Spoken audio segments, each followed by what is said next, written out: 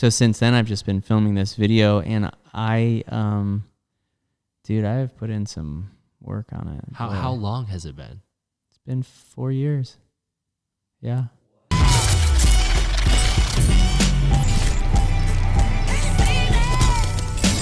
What's up, guys? Today's guest is a professional skateboarder, stuntman, and all-around movement athlete and ninja. Please welcome to the Jamcast, Mr. William Spencer. Hey, everybody. What is up? What's up, dude? Dude, Hi. this is a long time coming. We've talked about this for months upon months. Yeah. Well, dude, and I haven't seen you in freaking... How long do you think it's been? For real? How many years? 3, 4 years? I bet you. Yeah. I bet so. I can't even remember the last time.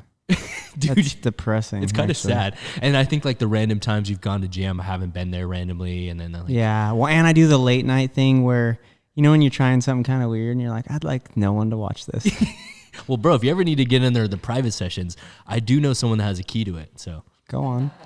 Go on. That's awesome. Thank you, dude. Hell yeah, man. No, it's so good to see you. Thanks Yeah. for taking time out of your schedule, especially during the crazy situation right now. Dude. But yeah, man, it's so good to sit with you. I've been a longtime fan of yours, before a friend of yours, which is so surreal because that doesn't always happen where you get to meet people that you watch. Yeah.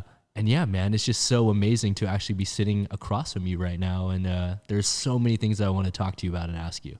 Dude, for many reasons, by the way. I mean, look, I can't even believe like the world is just shut down. It's cool to even be able to have get a together. Conversation. Yeah. I mean, we are 6 feet apart still, but... That's true. That's true. But to be fair, we're always 6 feet apart on this show, so... Yeah. You designed it that way. You're so smart. You know what I'm saying? Just thought ahead, you know. Just like Asian people have been wearing masks for how long? Dude, you know people in Asia are like, yeah, guys, yeah. Guess what? Dude, you know. That's exactly what everyone's like, really? Oh, you started to design them with different designs? Asia's been like, oh, when you're sick, we wear masks. That's just a part of life. Yeah. It's you know what is cool though? How quickly it caught on where everyone's like, oh shoot. You're like, yeah, I mean, yeah. So, common sense sometimes is not a common thing. That's the funniest part about it. It turns out, man. Yeah. Hell yeah, man. Well, I think one of the funniest things about it was before we start the interview, everyone kind of knows it's like a longtime follower of here. I always ask people 2 questions. How to pronounce your name and what do we define you as? Yeah. The name was the easiest part. Dude.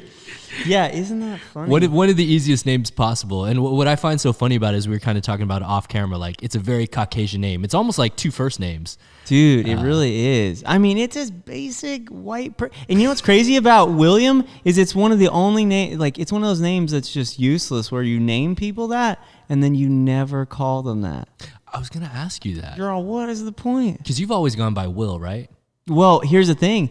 What ends up happening, right, is like, I'll be like, hey, nice to meet you. I'm William. And everyone's like, yeah, that's too long and we're not going to do it. So I always introduce myself as that. But over time, people are like, listen, we don't have all the time in the world to be saying your name.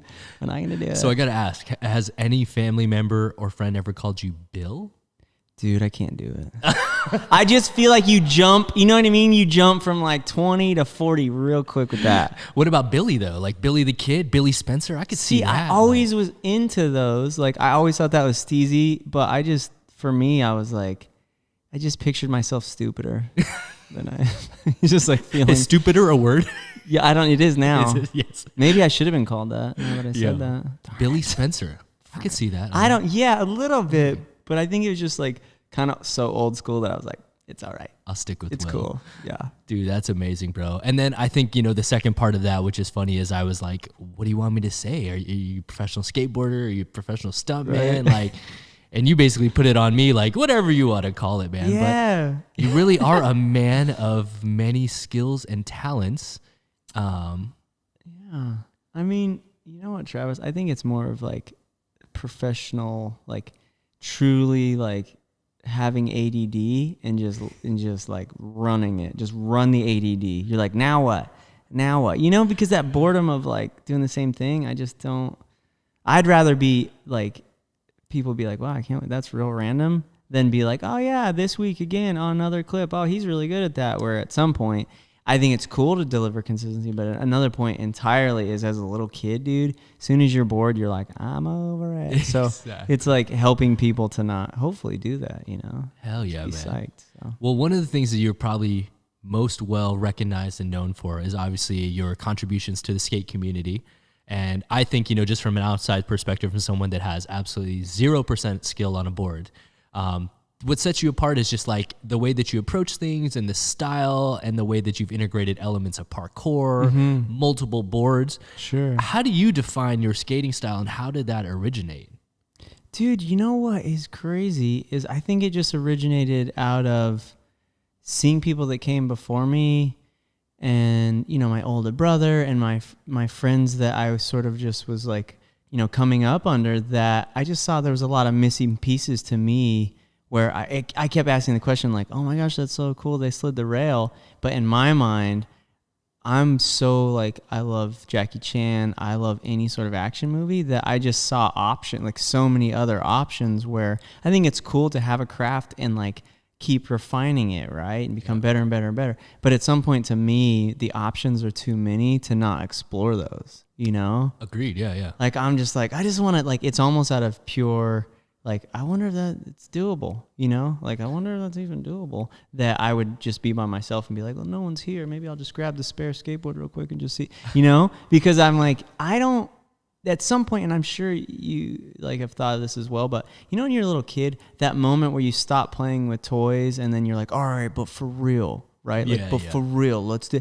I don't know that I ever. There was something about, I always thought it was really sad when my friends would be like, yeah, we're not playing G.I. Joes anymore. We're just over it. Like, sorry. That I'd be like, oh, you guys suck. Can I have those? Right? And I would collect everyone else. So for me, I think it's a longer period of time where my like wanting to entertain myself has stuck around a lot longer than other people's, because I'm just like, I don't know, it was fun before. I don't change much. Like throughout your life, of course there's things that help you evolve, but I was like, I just want to know what happens. So it was less about, for me, I was not like, ooh, I got to make a mark. I got to get in there and make sure people know I'm doing the different stuff. I was like, I just want to know what happens if you land one skateboard on another skateboard and then drop off of something. Like, do you die? Like, will you, like, will you die? Like, is it terrible? Like, do your ankles go either direction? I don't know. Yes. And so it was like answering that question is, I think, what made me develop that style of like bringing, and what's funny is, at the time period when my first video parts came out and I just started running and jumping to the board or trying stuff, parkour, I didn't own a computer. I didn't know that it was a thing yet. Yeah. And it's funny because Daniel told me, he's like, you clearly train. And I was all, what do you mean? And guys, for those of you listening, he's referring to Daniel Olabaka. Often heralded as the Michael Jordan of parkour back in the days. So. Yeah. But yeah, he was always like, well, dude, you clearly train. And I was all, honestly, I was like, I watch Jackie Chan movies, and he, like, dude, even just doing dive rolls for him is sick. When people are like trying to hit him with pipes and he's rolling under stuff, I just in my mind was like, oh, that's sick. Yeah, like why not find a way to get to the board? Like, we're always on the board. Do we always have to be on the board? And it was answering that question of like, I don't know, maybe it's kind of steezy to get away from it and come back. Yes. And so how old were you when you officially started skateboarding, and how far into the journey do you think it was before you started thinking about, hey, what happens if I bring in a second board and stuff like that? Dude, I bet you I started when I was like 9 or 10. Okay. And my older brother, Shad, he just didn't want to skate alone. So super good at it naturally. It was just like onto it, right? And me, I was like, all right, well, you're older than me. You know what you're doing. This better be fun. And so I just kind of jumped in with him. And I learned all the like stuff like flat on the ground where it's not scary, or you're not jumping off of things, or there's no obstacles. That I could manipulate the board pretty well as a kid. Okay. But anything beyond that, like anything more than like knee high, and I was like, oh no. Really? Not into it. Now, what's weird is there's a breach in that, because as a kid I could climb trees really high, and I used to hang upside down by one leg. Okay. And they were like small trees, right? So the tree would be doing all this. I was fine with that for some reason, right? Or like, that's fine with running and jumping off stuff or flips on the trampoline. But skateboarding was like mind-blowingly scary to me. Wow. Many element. And my brother would like ollie off stuff and do all things. And I just like, it really pushed me where I was like deeply afraid of a lot of things about it. And I think I started adding in those elements for a couple of reasons, because when my brother moved away and went to high school at this boarding school, I didn't stop skateboarding, but mostly, like I was like, I still skate and would like do it, but not really, especially our standards now of when we're actually into something, you're in deep. And I didn't realize that as a kid. So I was playing with toys or whatever. And I didn't really until maybe during high school, I would skate around the campus a little bit. And then senior year, a couple other guys who had started much later than me were really good at skating. And they kind of pushed me to start skating again. But it was crazy to be the one who skated longest and not, like, clearly not be the one that was the best at it, like, just not super good at it. And these guys really pushed me because they were gnarly. But also, I didn't realize for me, there's an age as a kid where you're just like, not feeling getting smoked, you know? Like, you're like, dude, I'm trying to be comfy and cozy and have sleepovers. I'm not trying to, like, get murdered. Yeah, 100. And I think at that senior year of high school, I was just kind of like, dude, I gotta come on. I could do this. These guys started 2 years ago and they're better than me. Like, I could do this, right? And so I just started just playing that game of, like, just like, dude, this can't. It was almost like it could have been anything. If someone was like, all right, like, now you're, like, playing baseball because your brother played, I would have gotten good at that because I was mad at myself for being afraid of it. So it just happened to be skateboarding. Because I was much better at, like, walking on my hands or flips or any of that stuff. Which, by the way, my oldest brother, naturally, he was, like, I don't know, 10, 12. He could, like, do back handsprings down the driveway. And my dad was like, what's up? Where'd you learn that? So cool. He's all, where did I learn it? Just self-taught. Wow. Dude. Yeah, no way. So even that I was terrified of. Like, I could do stuff on the trampoline, climb, but nothing substantial. Anyway, so basically, to kind of get to the real question that you asked is that I went to college for a couple years, was like, oh my God, college is so boring. Like, I can't believe this exists. Like, what do I do? Like, I didn't realize I have a very natural, and I know most kids do, where you're like, well, no, I just do what I want to do.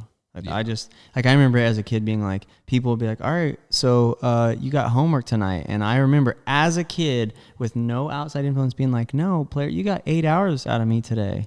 I'll be back tomorrow. You can have another 8, but I have to go home and not do this. Live my life. Yeah. I was dead serious about it, you know? And I think on a bigger scale, college was the same way, where I just couldn't. I was like, they're like, ooh, yeah, you got to do all this stuff during the week. And then over the weekend, make sure you get all these extra pay. And I was all, ew, what? Like, who, and you know what my big question, who made up this whole, like, why do we have to do all this stuff? And I would try and have the teachers justify to me why we were even doing it. And they're like, that's not the question. And I was like, oh, this is not for me.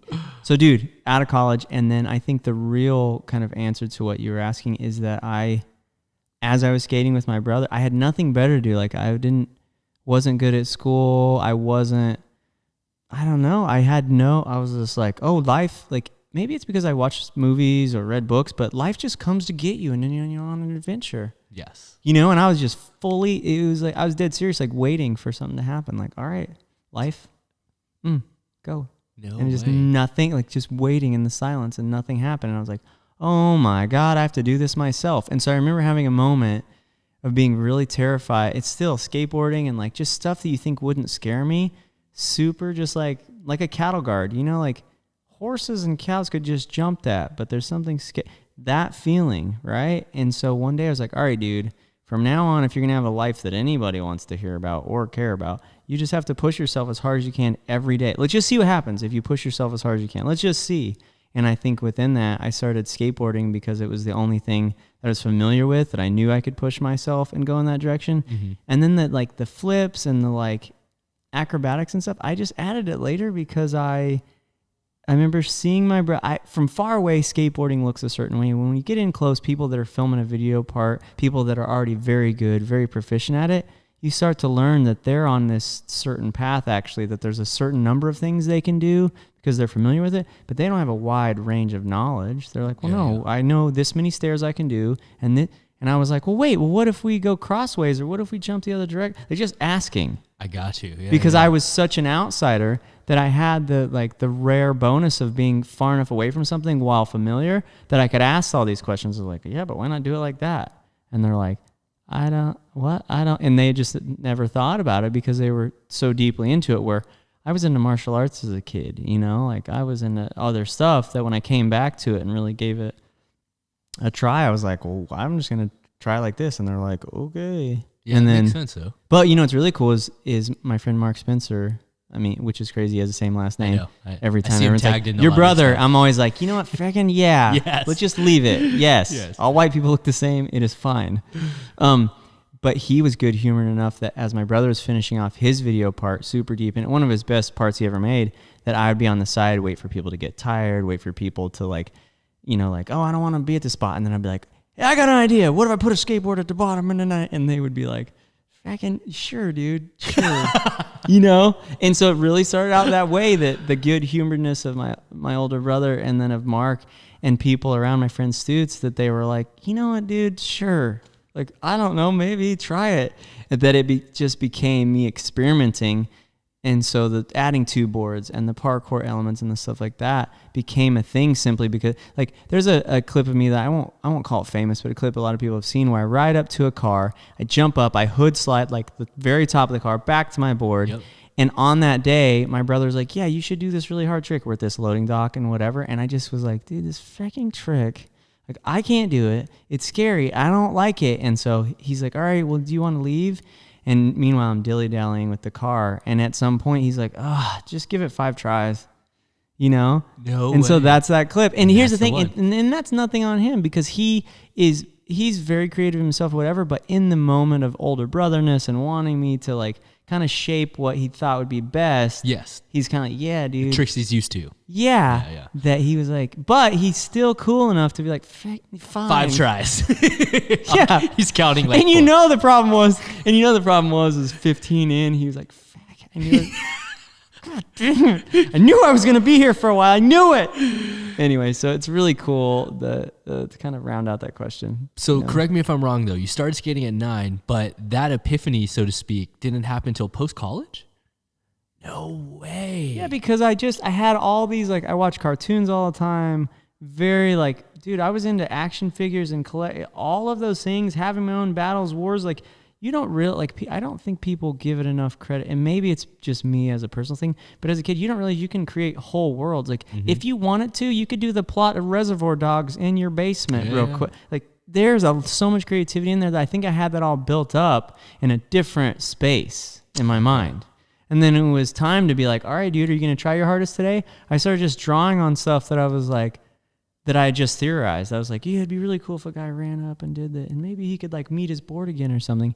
And so it just became a thing of, like, experimentation. And thankfully, my friends were cool enough to be like, yeah, man, okay, we're actually done for the day. We'll let you, you know. We'll just sit and watch and film. Yeah, that is crazy, man. So realistically, you know, and this is just like a comparative thing to most things in our society, you kind of caught on to that somewhat later in life.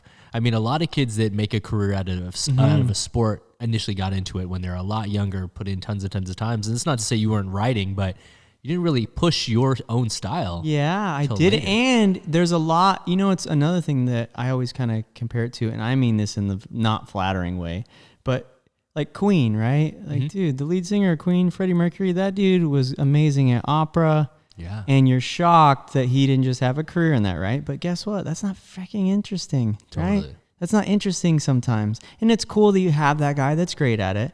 But the contrast is what's cool. He's like, no, I'm gonna make music with rock and roll though. Where me, dude, I should have been a ballerina or some dance, like some dancey not having to deal with danger at all is what my genetics and what I feel is more my thing, you know? Like, really. But I think knowing my brothers and, like, seeing my brother, like, how he would just, like, take slams and just be totally not afraid of stuff, that I was like, well, let's do this, you know? That is wild. And so I think, and it's always interesting too, the sharing of, because we're half brothers, but the sharing of genetics and then seeing the flaws in either side and what could be better. It was cool to be influenced in that way, because there's a lot of skateboard tricks that I just couldn't do. At the first videos that I made, like Burning Daylight, Mark Spencer's video, I think it was actually called the Advocate video, but in that video, a lot of the stuff that I do in there was purely stuff that I was like, hey, I'm not capable of whatever this technical skateboard trick is, but I am capable of this, and I think it's just entertaining enough that we should film it. Yep. You know? That makes a lot of sense. Yeah, and so that was more of that in that first video. And then by Colorado, when I had pushed myself, and there was a bunch of, like, really good, like, to me, regular tricks in Burning Daylight, then in Colorado, I was like, dude, let's just do something super fun. I just finished off a video part I'm very proud of. And by the way, when I got sponsored for that, during that first video being filmed and hanging out with my brother and moving to Denver as just like a backup plan to I don't have anything better to do, that when I got sponsored, I was like, oh no. Like that was my only life goal. To get sponsored. Very like barring what you think of yourself. I was dead serious though. I was like, dude, if I ever got sponsored, anyone thought I wasn't terrible at this, I would be psyched out of my mind. When I finally got, I was like, oh shoot. And who was your first official sponsor?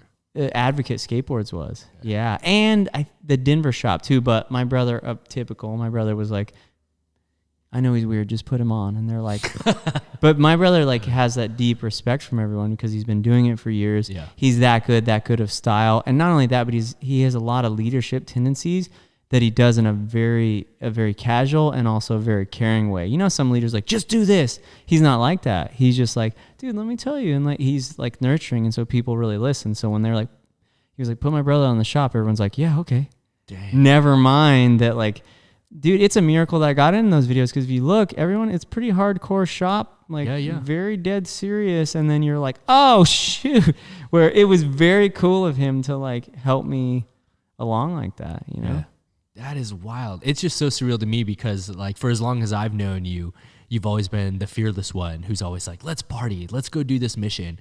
And to hear that you had somewhat of a, you know, just a little bit of cautiousness. Oh, dude. Well, you know what I think it is though, Travis, is I think things work in extremes where they say that deeply shy people will end up being, they're like, that dude is a public speaker guy now. They'll just lose it and just fully break out of his shell. Yeah. And for me though, it was a deep, and obviously you have to work through this, but for me, I was just deeply hated being afraid of things that I felt like on one hand, in my mind, I was like, I could do that. That can't be that hard. Like, let's do this. And then when I would get there, I would be just terrified of stuff that I just started breaking the button, the like fear button. I would just break it off because I was so mad about being afraid of it, even though someone normal who maybe grows up with their actual parents who can explain it, like, oh no, we're just not like that. And I was scared too. And like justifying it, where growing up with people who are like, just like facing it head on, it makes you just want to evolve to that and just let go of the other part. So I was just mad about being afraid, you know? That's crazy. But I mean, it does speak a lot to your character though, because there are some people that just can't personally break through that threshold of fear on their own. Sure. You know, there's a lot of guys that, you know, I've even been guilty of myself in parkour sometimes. All. When I'm outside looking at a spot, I'm like, no. And then some European kid will walk up and do it. I'm like, damn it. Yeah. I wasn't born in the UK, but damn it, you know. But, and dude, well, I find it fascinating because I went to train with Daniel in his hometown, and my mind was blown even after filming a bunch of video parts, even after being out here and doing the Hollywood thing and training with everybody who's like gnarly at stunts. Still to go there and like to see how those guys train, it wasn't the thing that stuck out that I was like, oh my, is the consistency with which they could do something gnarly. Agreed. And like, just like, oh, you didn't catch it? Let me do it again. And like, dude, you know, I was for 3 hours would be building my way up, screaming at myself to finally get it. And then once I had landed the trick and filmed it, I was like, I'm never going to do that again. I'm good. You know, it's on film. I'm never going to do that again. I survived, but like very proud of myself. Yeah. That's the thing. It wasn't like I was like, oh, that's lame that I don't want to do that anymore. Yeah. I was like, good job to me for living and then filming it. Where when you know, I was like, I'm not trying to live here. I'm trying to visit, then go home to where it's safe. Exactly. But with Daniel, just to like, I'll tell you a story. I think I've told it a couple of times, but so me, Daniel, Tim Sheaf, and Damien Walters. Wow. We're on top of this parking garage, and it must be, I don't know if it's where Damien's gym is or not. We went there one time to visit Tim and then went to the gym and got to play in there or whatever. And we filmed a little, but not much. And we're on top of this parking garage, spot hunting or whatever, and we're climbing down. We're making this climb down, which the climb down to me, I was like, oh, like, I'm comfortable. And everyone's all, why did your face look like that? And I'm all, it's fine. We're in Europe. You know, at this point, though, it's like, I don't know, a couple weeks into the trip. So I'm somewhat used to the antics, but not really. And we finally make it down to a ledge, and it must be another 2 stories to the ground. Maybe. I bet you it was more like 3, because I remember looking down and being like, just no. Just like everything about doing anything on this ledge right now is a no. You know, Yeah. where if I get within like 2 stories, I'm like, I'll think about it because I'm thinking I could grab a drain pipe on the way down and maybe the ankles won't break, you know, like something like that. We're up that high and shocker, it's England and it's raining a little bit and there's puddles and we're on this sort of ledge that must be, I don't know, it's maybe 2 feet wide. Slightly more, but not much. And just to the inside is a parking garage, but you got to like duck under to actually get in there. And the other direction, there's a wall here and there's a wall there, and they're the exact width of the thing we're standing on. And so Daniel and Damien and Tim, they're like making plans, like, yeah, we should do a bunch of YouTube videos together. And Daniel's like, yeah, of course. And Damien's like, of course, already. You're like, oh, I know who you are, you know? And all of a sudden they start theorizing and they're all talking and Daniel's like, yeah, so I could like palm flip here and you could palm flip on the other side and it must be like 15 feet apart or whatever. But he's like, we could palm flip at the same time. Maybe Tim could go that direction. And you could tell that Tim and Damien were both, and they're very proficient. They know what they're doing. Tim's a world champion of parkour, guys. Yeah, they know exactly what's going on. And Tim kind of looks at the ledge. He's like, yeah, totally. Yeah, we could work that out and kind of build up to it. And everyone kind of then is like, well, good, we talked about it. And we're all crawling inside the parking garage side, the safe side. And Daniel sits there for a second and he kind of like, you know, like wipes his feet a little bit, looks at the wall kind of casually with nothing in his body that was like tensed up and ready to like, because dude, there's certain things I try that, you know, I'm like. Yeah, 100%. Yeah, get hyped, get amped. Yeah. Boom, palm flip on the wall, on the ledge, lands in the puddle. Right next to the sheer drop. And he's like, yeah, that would totally work. And we're all... and you know, those guys quicker than me were like, yeah, Daniel, yeah, typical. And because they've hung out with him a lot. And I was like, immediately ran over and then looked over the edge one more time. And I was like, you son of a... Dude. Son of a... You're dirty. He's such a legend, bro. One thing I'll never forget about Danny was MTV Parkour Challenge, the pilot. Way back in the days at Lacey Studios. Danny's standing on top of this ledge that's like 12 feet high, maybe 13 feet high, and he's on the top of it so we can pass him an 8-incher to lay on the top for somebody. So we're pushing it up. He's backing up, and all of a sudden we hear him go, oh! And he slips backwards off the ledge. And we're like, oh my God. We all like, oh crap. We run around to see like if he's on the ground, and he goes, I'm good. And we look up. He had fallen backwards. By the time we freaked out and looked at each other and ran around, he wall climbed back up the 13-foot ledge and was back on top standing with the mat in his hands. And we're like, oh, all right, cool, man. Yeah, they're... Not all men are created equal. No. Oh, and I've said that so many times with Daniel. And what's funny about him, though, is he's always so nurturing about it. He's like, no, dude, you got it. And I'm like, I know. In like 6 years from now, I will also do that. He's always trying to talk everyone else into But party. it's really, there's something really cool about that your hero could be that cool. Yeah, you know? no, I agree. I think that's really awesome. I mean, dude, I've got stories for days where we'd be climbing that original structure, the one that like was famous, like, and all it is this, I think they play soccer and that's where they keep all the equipment, but it looks like a compound of some kind, you know, it looks like a blown out, like maybe there was a war here and this is all that's left, you know? Yeah, totally. With all the green handrails and whatever, but he would use that, sure, he would use it to flip off of and stuff, but dude, he would rock climb that thing. Yeah. And he knew it so well that like I would look up and it's not within me usually to over exaggerate things because I just don't, it either is or isn't. And he used to be like, yeah, you just got to grab the little knob and I would be like, yeah. And then get halfway up there and just realize like, dude, like if you haven't done this since you were like 10 years old, it's not happening. 100%. Like, and he's talking about little stuff that like your pinky fits in and you're like, but there's something so cool about his detail orientation of knowing exactly how to do it. And then I was thinking like, oh, whatever, it's just this guy. But his friend Martin, yes. Have you ever met Martin? I know who he is. Dude, I know who he is. Wushu champion guy, surprise. They're like training together, just getting fierce. Anyway, he could also do these routes. Yeah. Like one day he showed up because I'm like struggling, kind of mad. And I was like, I really thought I had something there. You know, when you like feel good about where you're at and then you're like, I really thought that I was better than that. That he could do it too. And it actually does help me. Like I like, for some reason, if I'm around people that are just super gnarly, my brain likes to talk me into it, which of I think course. is cool. Like where some people get intimidated and they're like, oh, these guys, I got to get to people back to my level. I don't want to get hurt. And for some reason, my crazy mixes with that. And I'm like, I could do it. And so I've been talked into some stuff that I'm still like, yes. should we have? I don't know. You know, but incredible rock climber too.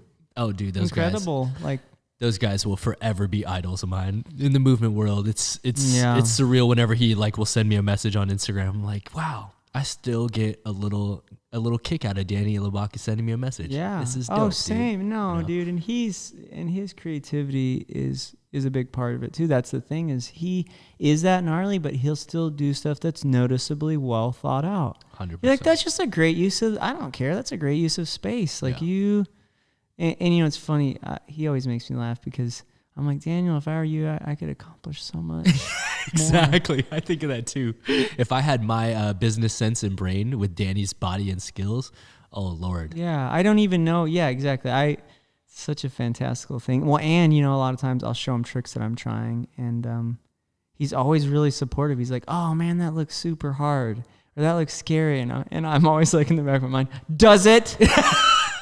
Does it really though? Does it really look Are scary? you kidding? Yes. You know, but you can't help it. Anyway. Oh, dude, that's so funny. Hey, yo, so one of the things I got to ask you about, because I feel like it'll lead into a segue of a bunch of questions I have, is you've done tons of different things that are well-known clips I've known. Connor, try to pull this one up on the list if you can of skate clips. Look for the front flip to board one. Ah, yeah. And in my opinion, this was one of the first ones that like stuck out in my brain way back in the days as like one of the ones that kind of like puts you on the map in mainstream media. You know what I'm saying? Because like this clip right here, this clip right here is one that I remember seeing way back in the days. And my question for you is, because I've seen some of the outtake ones. Sure. How long did it take you to do this? How many takes was it? And did you do it all in one day? The answer is going to be much more interesting.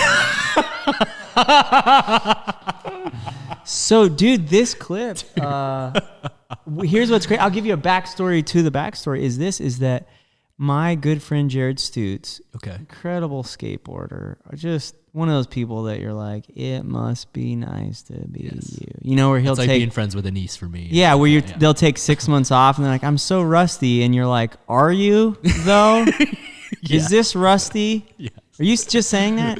Anyway, my friend Jared, he was really good friends with, he was kind of not raised by, but a little bit, he spent so much time at the Boulder skate park, and Michael Burnett, who was a fellow skateboarder, much older, but like, you know, obviously like kind of like just looking after him and watching over him, whatever. And he became one of the main guys at Thrasher magazine. Yes. And so what ended up happening is that Stutz, when the Burning Daylight video came out, he showed that video to Burnett. He must have been visiting or whatever. Okay. And what was crazy is, and this is another rare thing, but for me, since I was never that deep in skateboarding, the rules of like where the line is of like what's entertaining versus like what's respectable or a good thing to put in a video, that I actually ended that first video part not landing that trick over and over again. So my ending of that, normally people have a great big trick at the end of the thing that's like, see, I did it, I'm so great.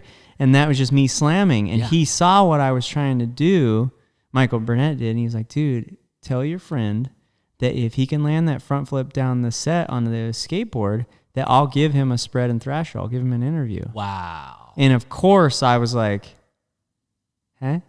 You know, because I'm like, my mind is blown that someone's even sponsored me, because in my mind, my standards are so high for what's good and what I think I can accomplish, even though I haven't yet or whatever, that I was just baffled, but also at the same time, deeply motivated, because you're like, who doesn't know Thrasher? Exactly. Like, who doesn't? And so it actually, I bet you it took me, when I say sessions, I bet you it took me like at least 6 different days, different sessions, 2-3 hours of running up to it, being too afraid to flip, or running up to it and splitting my legs the last second, taking the slam that comes with it. Just all the, I bet you it's at least 6 times. And then that's kind of like, and it comes and goes. It's cool. I've actually had some like shots in the ankle, the old PRP or whatever. But for a long time, people like, you know, when you first wake up in the morning and like walking to get coffee, people are like, you walk with a limp, you know? And it was from that, just murdering my ankle that many times. From that trick. Yeah. And so and it must have been at least 6 times that I went back. Hours upon hours. Yeah, and back then without like, because really in my mind when I started trying that, I was thinking to myself, man, I can't do a crazier like quote unquote regular skateboard trick, but I can do flips and I can jump to a skateboard probably, and I want to finish my video part with something that like people aren't bored. That was the simple math of it. That I was like, I think I could probably do this. I don't know why. Maybe it'll work. That it was no further thought out than that. You know, I wasn't like, ooh, this will be revolutionary. I was thinking, this won't be terrible. Yeah. You know, like this won't be crummy, I hope. But yeah, dude. So I think that was a big motivation to have that. And sure enough, and then the spread came out and full spread and thrashing. Yeah, it was very cool. When you landed it as a result of those 6 sessions, was there a huge like celebratory moment when you landed it, or was it more a sense of like relief that you didn't die, or was it like relief that the pressure was off your back, or were you like, okay, dude, I did it? I think here's what was is like me now, so many years later, and so many tricks that are as heartbreaking and hard and whatever as that, you know, that me now, I always celebrate. Sometimes I'm trying tricks that are so hard now that I'll celebrate just like having tried it. I'm like, we're going to Korean barbecue. Because I tried it. Yeah, because they're just so scary, you know? They're just like so mind-bogglingly like, dude, it's so stressful, you know? And also too, I think what's interesting is when you, and then I'll get back to the original question, but when you are trying to accomplish something that hard and that many things that are that hard, that are individually, that you start to realize that you can't base your happiness upon whether you do it or not. Because if you do, I would be like 6 days a week. Your life would be in shambles. Yeah, I would be like, oh, I blew it again. And so I'll actually just like, if I go out with a film, and a lot of my last tricks, my new video part that's coming out, I'm driving 2 hours to the spot, like just to try it. Where when I bring my filmer, I bring, you know, whoever with me or pay, or sometimes I'll have a photographer and the filmer. I'm like, you guys just drove 2 hours. Like somebody's getting something, you know? And so it's cool because it's actually helped me not be so, you know, like risk to reward. And like, if I didn't get it, my life is terrible now. So I've like kind of gotten over that. But to answer your original question is, we did celebrate, I think, especially right in the moment, you know? And you can hear my brother in some of the video clips. He's like, oh my God, right? And that's my oldest brother, which I think he was filming one of the angles. And you know what's really cool about that is during that video part, I think he was a little bit inspired, you know, like, all right, you're doing some crazy, interesting stuff and you're not quitting. Like every time you get better at skateboarding, you're still trying crazy, weird stuff that's yours. So I think he was a little bit inspired by it. So he and I were filming each other's video parts. And that's why, like, if people are always like, oh, who filmed that? And I'm always like, oh, I filmed it because my brother made me film stuff. So now I can film stuff, right? I'm like that guy. But what ended up happening is in that moment, what was really cool about him being so happy for me is because he was like, not on the fence, but for a lot of years, I think he was like, you're my younger brother. Like you should be well-rounded. You can do all the crazy stuff, but you need to make sure that you can do these tricks and like just a proper skateboarder, foundational stuff. And which, by the way, to anyone who's anyone within that makes perfect sense. And that's perfectly on point for where they are. But for me, I'm just not like that. My brain doesn't work like that. So it was deeply meaningful that he was like, good, like that was awesome. Yeah. And I was like, dang, you know, like that means a lot coming from you because he didn't have to be happy for me, you know? Totally. He's like, yeah, you did a flip. I'm not sure you need to, you know? So that meant a lot. It was cool. That is crazy. Hey, yo, Connor, try to pull up the board to board one. And so obviously, dude, yeah, let's talk about that. Obviously, the next evolution of the trick is instead of front to the board is to ride a board. Yeah. Well, and this was my brother's first. And then front flip and then land on another board, which is insane to me because first of all, I don't even know how you take off of a moving board and throw a front flip, first of all. Yeah. Yeah. So my question to you is, what's the backstory on this one and how long did this one take? Dude, so the backstory is that I think that's one of the things, and bless him, and many people would say it, but they're like, yeah, good job on your flip to the board or whatever. Now, I mean, I wonder if you could do it from board to board, where they were kind of like going, yeah, you kind of did the easier version, right? Yeah. And well, by that point, unfortunately, I was like, just kind of, I don't know. I was like already on Spider-Man and already doing other stuff that I was kind of like, well, I'll get to it, you know? Like I'll get to the old flip board to board thing, which is funny. I got a hilarious, like relatively recent story about this. So people you see on the internet, right? People do flips board to board, like off of little stuff or at a skate park. They don't do it at like a real, like a spot, right? Just like a random piece. Yeah, always. It's always like off of a perfect bump or something, which you're like, cool. If I were any smarter, I would do that, right? Exactly. But for me and where I come from and the standards of my brother and other people I skateboard, like, you don't do it at a skate park. Like if you want it to be real, you do it in the street. Go find a spot. It's typical with like, you're going to do it in the gym or you're going to do it on concrete. Exactly. Like you can do it in the gym and everyone's going to clap, but you do it on concrete and people are going to go, oh shoot, right? There's a difference. Yeah. So I put this up the other day because I saw yet another one and I was like, hey, believe it or not, guys, you see this a lot now and I'm really pleased that it's finally caught on, that I feel less like a freak or less whatever, like unrelatable. That this is actually, believe it or not, one of the first board-to-board flips. And somebody wrote me and was like, actually, dude, when did you do that? Well, I did it at this time. And like wrote me something and then showed me some footage where he's like going off a perfect launch ramp, like just a perfect launch ramp with a helmet on and a super safe situation and does like a side flip or something. Yeah. And he's like, I did it first. And I was like, I wonder where you got that idea from. Exactly.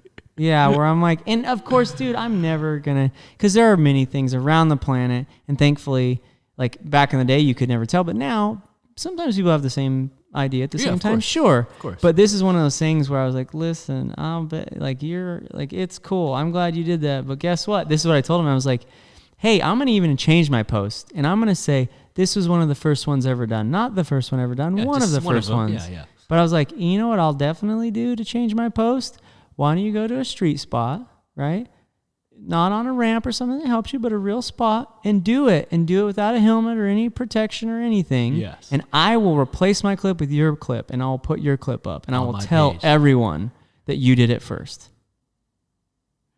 Oh, I can't believe what a bad attitude you have. And I was like, cool. All right, cool. Cool. So it's funny the drama that stuff kind of brings around, because for me, with my older brother and other influences, I wasn't even sure it was a good idea. I just really wanted to do it, and I thought I could do it. And so that was the answer to the question of people like, well, yeah, you can run and do it, but I wonder if you can do it board to board. And then when I answered that, funny enough, this clip didn't get much play. It got a third, a quarter, the tiniest amount compared. And I was like, well, that's good. I'm glad I terrified myself by rolling up on that board. And then, did the harder version, and people don't even realize it. Yeah, and you would not believe how much different your body is for me. And I don't mean off a ramp or something that kicks you for height, but just flat off of something and then jumping. Nuts. You just feel like you're jumping off of nothing. Oh, you know? It's nuts, yeah. You're like, I may as well be jumping off like a slip and slide right now. Totally. So, dude, I was so happy when that was over. That clip is super unique to me because, like you said, like it's not a perfect kicker ramp. And like there's so many elements in my mind when I watch it. I'm like, dude, he had to find a spot for this too, because if you did that off the stairs, like in your original video, the board would have fallen down the stairs. But in that video, you clearly did it in front of a fence so that it was like a guardrail. Yeah. And I'm like, there's so many things going into this that people aren't thinking about. As a stunt coordinator or up and coming one, I'm sitting here like, oh, bro, he's got this here. I would have maybe put a safety line on the back of it. Yeah, like, well, dude, hard lined off, like. And it wasn't until, and somebody else, it's funny they picked up on it, but there's a guy, his name is Adam Miller, and he did a backflip version, like a backflip board-to-board version after this. He saw this and was like, got inspired. And what's funny is when you watch his clip, he purposefully, I just put that rock there because it was shooting off every once in a while, but I wasn't using the rock. Like, if you think about it, like, hitting something that makes you jolt would make it easier, right? But it just stops momentum. Yeah, it just stops momentum, kind of slingshots you. But I didn't want that. I just put that rock there because I was annoyed and I was trying to get the board to not fall down the drop every time. In between the fence or whatever. Yeah. And but when he did it, he actually put something there so his board would bash into, which is funny that it transferred over. He's like, that's how you do it, because he saw the rock there. The little rock there, which I was like, oh, that's cool. Because certain details, like, most details I don't miss because I'm looking for them, because usually that's what makes it work, those little minute things. But I was like, that's cool. He actually paid attention to that. Dude, I've analyzed that clip forever. It just, forever. Yeah. And You know what's crazy is its tendency, the board want to keep going. Yeah, yeah. Well, that tendency, my new video part. Oh, snap. Mm-hmm. I was like, if it's going to keep going. See what happens. Yeah, let's just see what happens. So before we get into the new video, the one question I got to ask you is. Please. What is the trick or sequence that you're most proud of in your career? And is there one that stands out as a highlight, or are you, gonna make it think now? Is there one?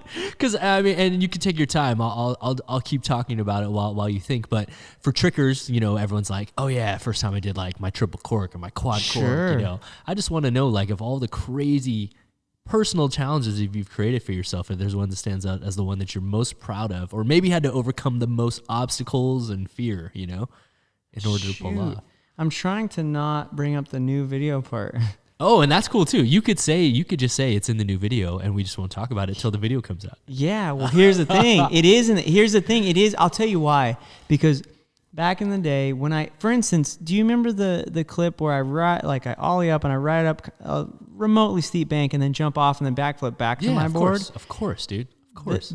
That was one of those that I was really proud of, because the timing of it was so stupid, where your board couldn't even, if the nose touched the wall and glanced off too quick, it was just the ultimate nightmare of like consistency, where you're like, a lot of tricks, you're like, all right, I know that I need to go this many steps back. I need to board stationary for a landing target. I know which clip you're talking about. It's like that overpass. I was proud of myself for that, because everyone was kind of like, oh, you're the front flip guy now, and you're the run to your skateboard. So I felt really good about answering the question of like, oh, I wonder if he could backflip though. You know what? I wonder if he could do it on a board that's moving. That felt good to me. You did it all in one, yeah. Yeah, and that I probably took the same amount of tries as that, 6 or 7. I don't know. But dude, what's crazy is that back in the day, that was a big deal, and you're like, keep going back, and of course you're like, I don't know if this is possible, it's doable. Me now, dude, there's tricks in my new part that I think I went back like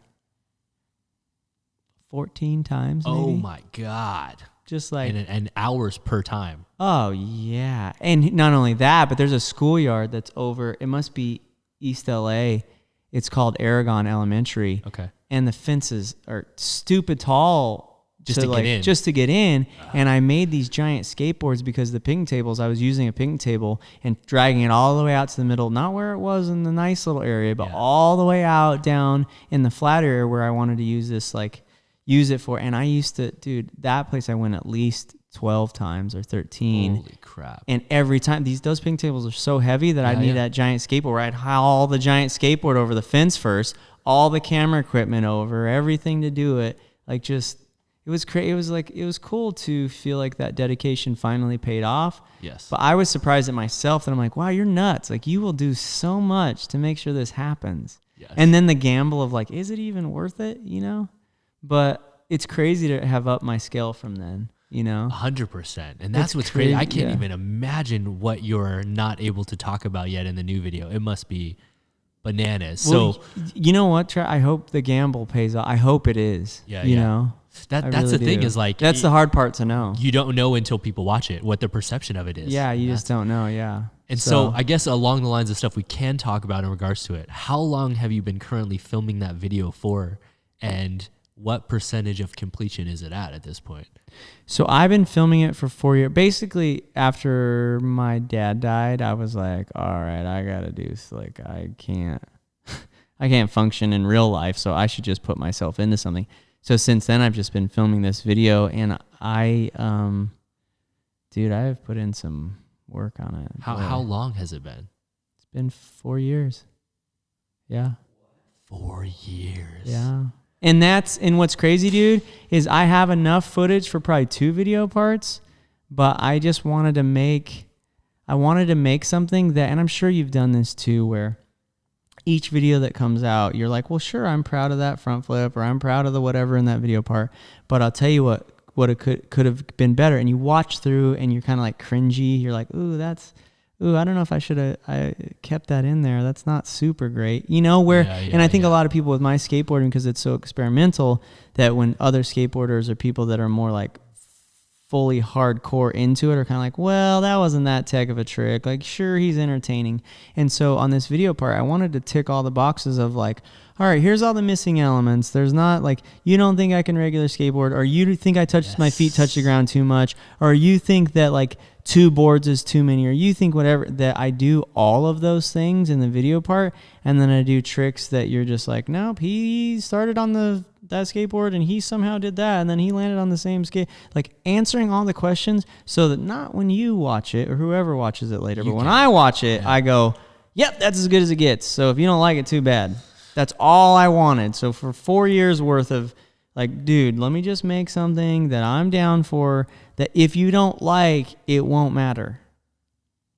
Because my feelings were hurt with the other video parts when people like, oh, that's stupid, your feet hit the ground too much, that's not skateboarding. I was just, I'm like, just kind of over it. And I'm actually deeply sensitive about that. Like, it hurts my feelings when people are like, that's sucky, or that's, you know, because that's not why I made it. I made it so you'd smile and like have fun, 100%. You know? Yeah. So people just don't see the process. They just see the end product a lot of times. It's so easy to judge when you just watch something for 4 minutes, as opposed to knowing, oh, he's been working on this for this, you know, this new one 4 years. So my question for you is how many clips are left, or what? Just one. Just one. Let me thicken the plot for you. Just one. That's what I went back to Colorado. I went to that original set of stairs where I did the front flip, and I tried to do a gainer down it and murdered myself like a month ago. What? Just like, I landed. Just murder Ted, yeah. Just like, well, what ended up happening, I've been training it, right? I've been to jam a couple times to try it. I like have this whole training thing where I go and flip to my skateboard and whatever and just practice to be able to just aim it. Because it's not one of those tricks that you're bailing. You're not going to bail it. You're either doing it or you're not doing it, right? So I get there and I take a pretty awful slam first thing where I land, you know, I'm like accurate. I'm like, oh, I can flip and put my feet on that skateboard. That is not the issue. Yes. It's with gainer inertia, because you're always thinking with gainers, like when you hit, even when you come up short, you're like, well, I'll just roll out of this and everything is fine. Guess what? It turns out there's no rolling out of that. With the skateboard. Dude, I landed and went straight to my side. I don't know that I've ever slammed that fast onto my face, right? No way. And so I'm like, okay, well, I've been training for a long time. I drove to Colorado to do this, to help my brother film his video and stuff too. But this is why I came here. And so the next try, when I get upside down, I feel 2 things. I feel not nervous at all because I've like practiced it so many times. And 2, my brain was like, dude, you know how many times you've bailed down this? And 3, my brain was like, oh man, like you slammed pretty hard last time. I wonder if we should do this again, right? And I get upside down, and I'm sure you've done this before during certain stunts where you're so hyped up because it's terrifying, your brain speeds up. Your brain is 100%. Processing things faster. I get upside down, and my brain's like, all right, I'm ready to land. Where the heck is the board? And I'm still halfway upside down.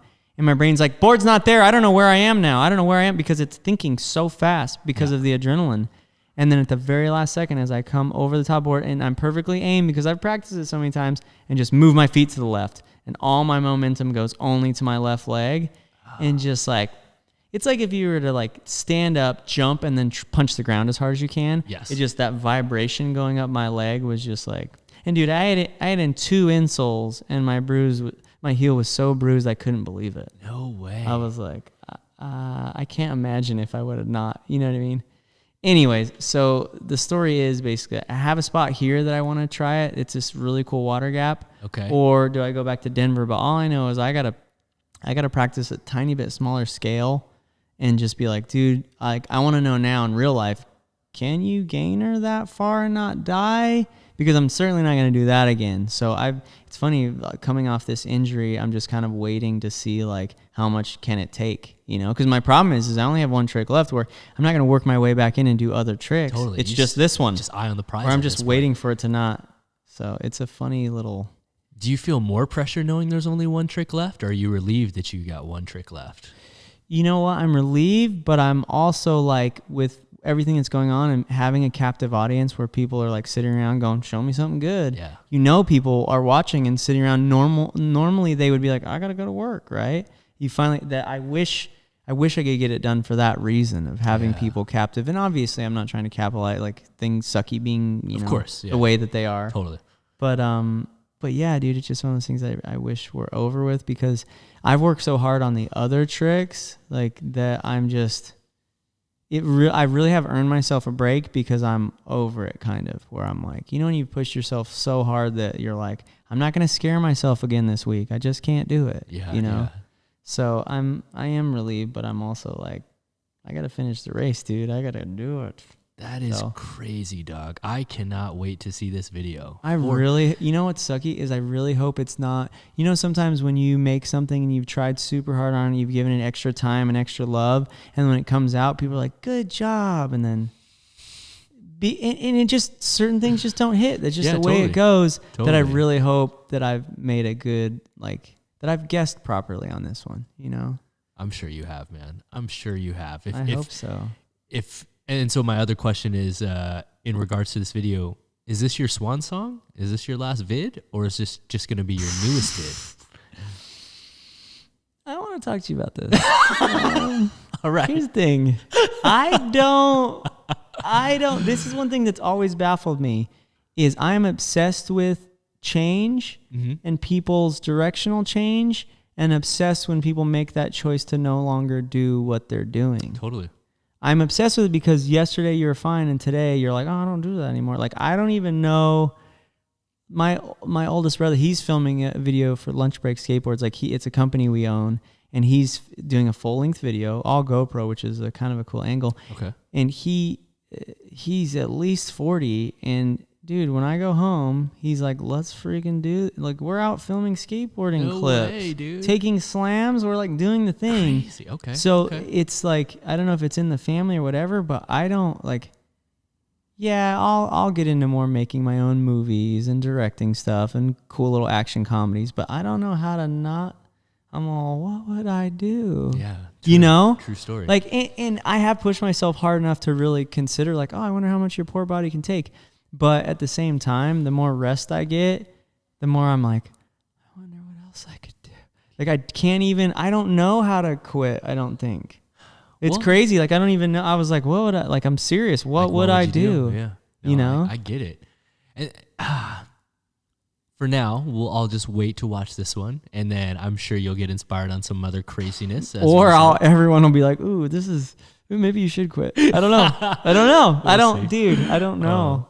But yeah, I don't like not having something to do like that. Yeah, 100%, man. Yeah, which you're the same way. You're always doing exactly something the same way. Yeah. Now, one of the things that I just wanted to talk about briefly, because it's kind of like encompasses what you've been so well known for, all in one, is you've obviously delved into the stunt world. I know tons of projects that you've worked on, from like Walking Dead, Jonah Hex, and all that stuff. But I would say I remember that one. Wow. There's very few skinny tall guys, but I'd say the one that most people would probably be aware of, but just may not know you from, is you got the chance to be the stunt double for Andrew Garfield on Spider-Man movies, and there was skateboarding involved in that.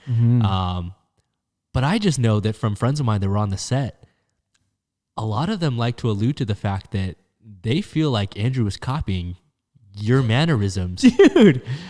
Well, to be the character. Yeah. Well, which is obviously deeply flattering.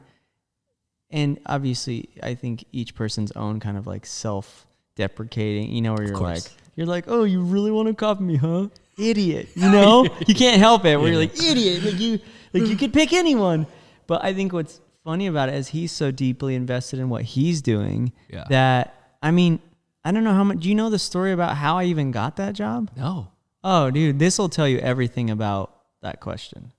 Is I basically, I'd hung out with Ilram a couple of times, but not. I think I did one job with him maybe where Tempest.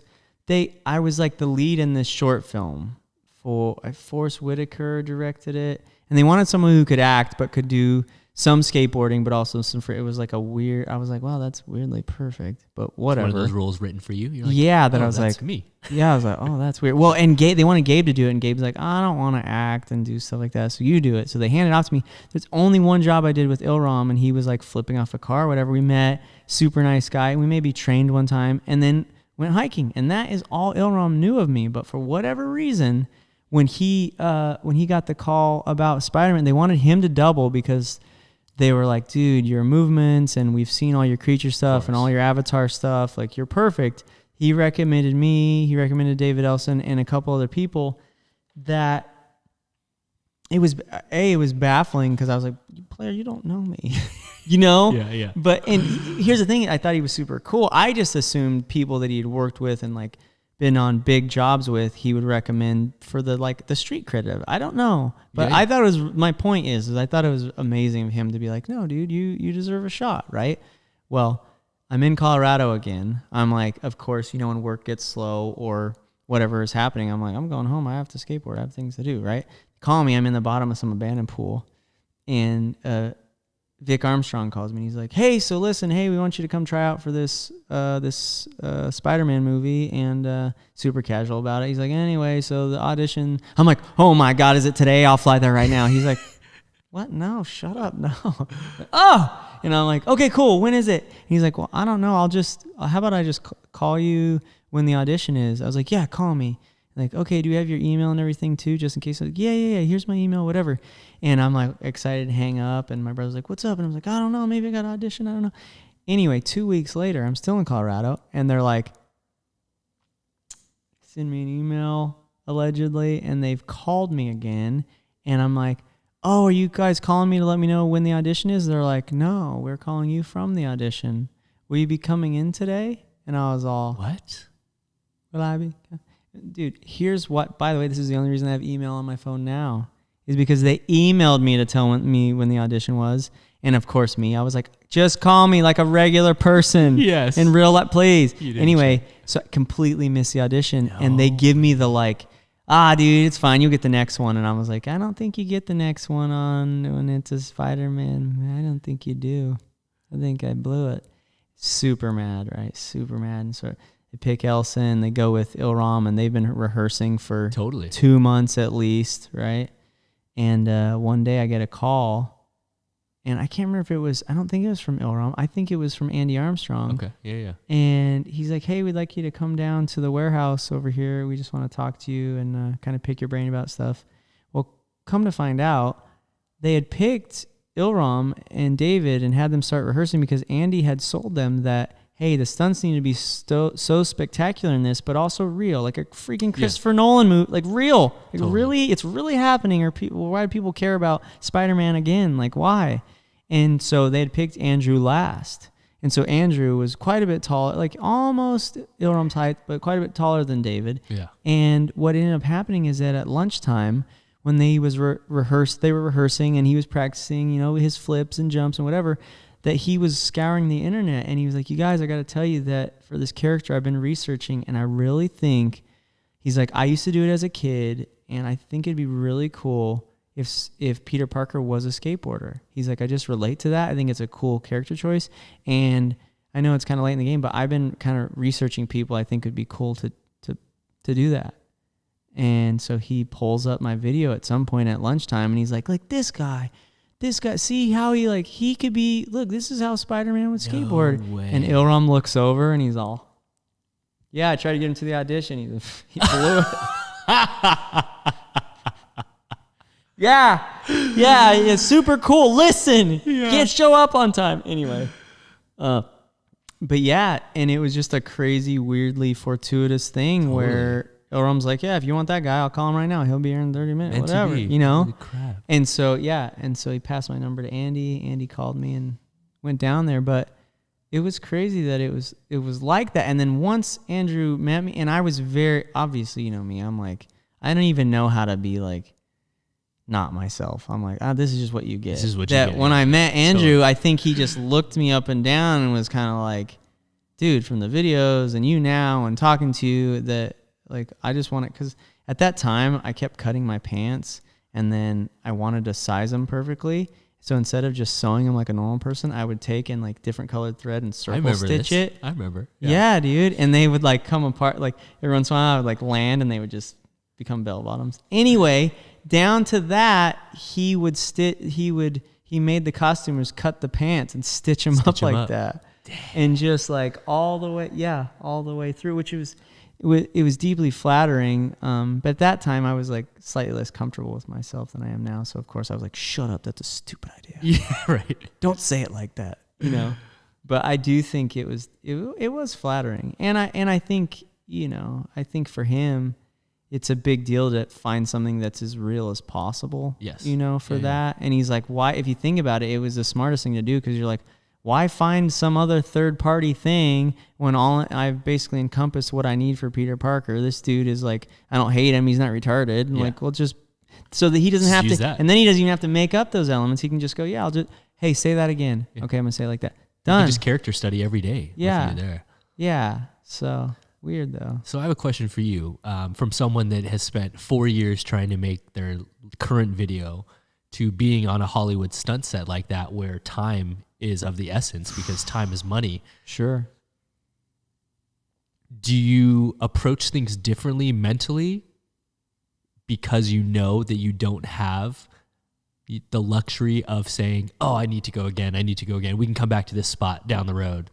You know what I'm saying? Like, it's basically the complete opposite juxtaposition of like the way that you film your skate style videos, where there's full pressure. Oh, dude. Hundreds of people watching. Oh, dude. And there's deadlines and things like that. And to me, it's just always been so funny to think like, how does Will fit into this system, man? Dude. Solid question. I like that.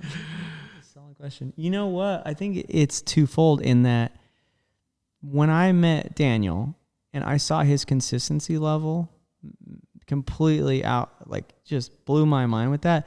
From that moment on, I started practicing where Daniel would be like, no, dude, you should just do it because you want to do it. Like, don't film it. Do it because it's awesome. From that moment on, I started practicing my consistency with things, where me now, when I film something, often I'll film a trick 3, 4, 5 times until it's absolutely the way it should look on film. Like, they're all landed.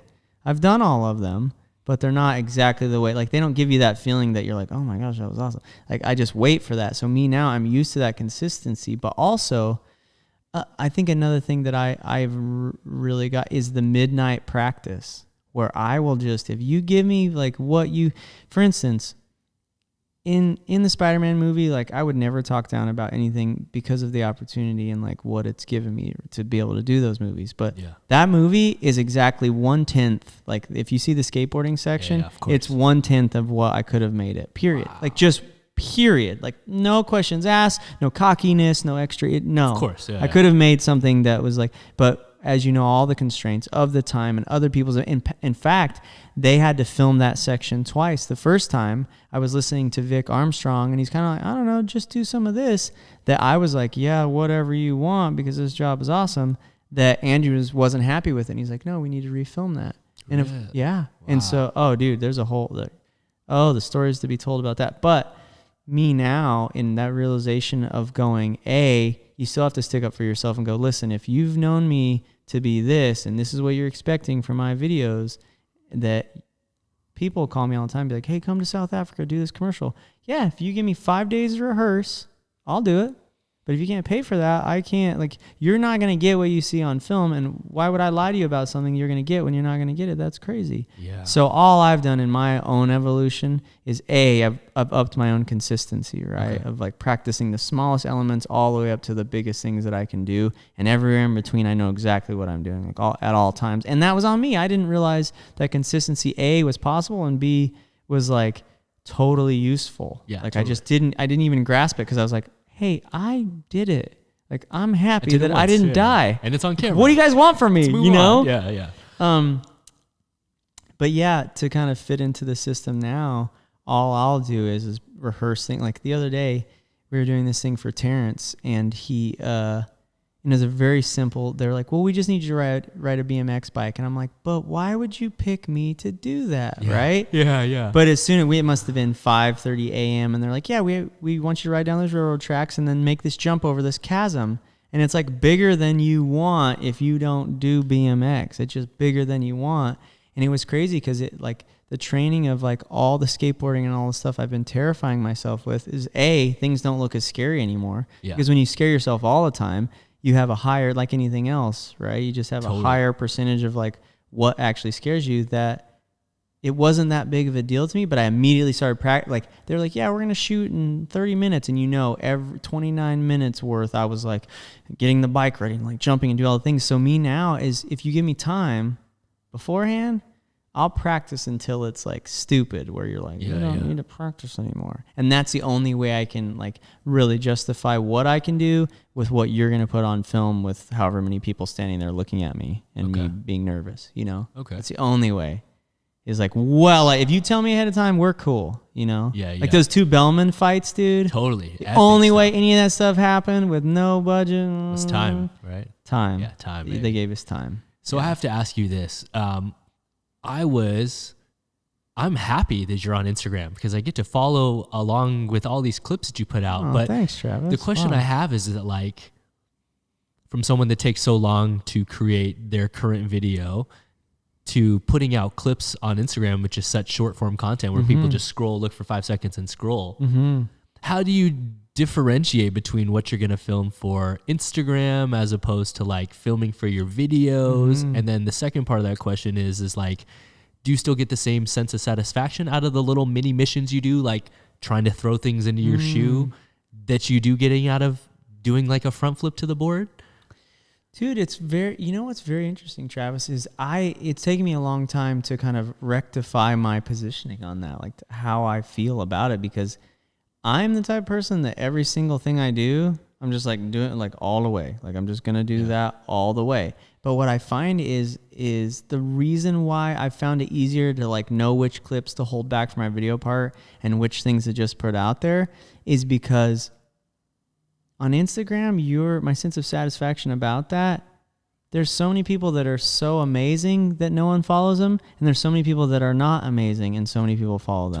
Totally. That I can't, my sanity for looking at that going like, why is this, that is just a back tuck on a beach. Like, what are we saying? Yeah, that I can't justify putting that much time into it anymore. Like I feel like Instagram is about stuff that you're like, oh my gosh, that was fun, that wasn't a big deal, and then put it on there. I can't anymore because there's certain clips in my video part, like I said, that you go back like 10 times for something that people going, oh, I really like that, but I also like these shoes, that Kanye West made, and I'm all, that I don't even, I've like disconnected to it and for a long time it actually baffled me because I'd put up something there that I'm like, there's no way anyone has ever seen this before or done it, and only that, like, really? Yeah. But so and so who's like has a workout routine every week that takes, like, dude, doing reps on a workout routine is like, I'm not saying it's easy, but I'm not saying it takes a genius either. Yeah. That totally. I can't justify anymore kind of my positioning of worrying about it as much. Okay. Because that's that's like the worst math in the world. Totally. You do your best thing and nobody cares. You do your worst thing and everyone's like, I like that. That's sweet. Yeah. Exactly. I can't anymore. But totally. But I guess that's what I meant earlier on saying, like, I hope I've gambled properly with holding back certain clips that I feel like truly are like, wow, this is really special, Yeah. And you know what else I think that people forget is with Instagram and stuff like that, because you're setting yourself up to go, well, it's supposed to be fast, and you just kind of look at it and you like it and you're happy and then you move on, right? Where when you put out a movie, you put out a real video part, there's a title sequence, there's a thing where it's setting a precedent for people to go, this is important, you should take time and watch this. Production value. That I want whatever that is. I don't want you to be like, I don't know, I liked it, it was fun. I don't want that. I don't care. Like, I think that is cool that it exists for certain people, but for someone like me that tries so hard with every detail of something that I'm making, that I'm being unfair to myself to expect the same results out of both those things. You're like, 100%. Come on, people are eating a sandwich and seeing what they can, come on. You're like, that situation doesn't harness respect. That situation just harnesses whatever it happens to be there. So I'm trying to treat it like that now, know? Like, if it was easy to make and it's fun, put it up there. On Instagram. Yeah. If it took toil and hours and blood and sweat and tears, save it for the videos. Yeah. Okay. Yeah. And I would rather be wrong about that and be sane than the other way around. Yeah, 100%. So with all of the things that we've talked about, and obviously the getting the video finished is probably one of the biggest things on your checklist at this point in your life. Sure.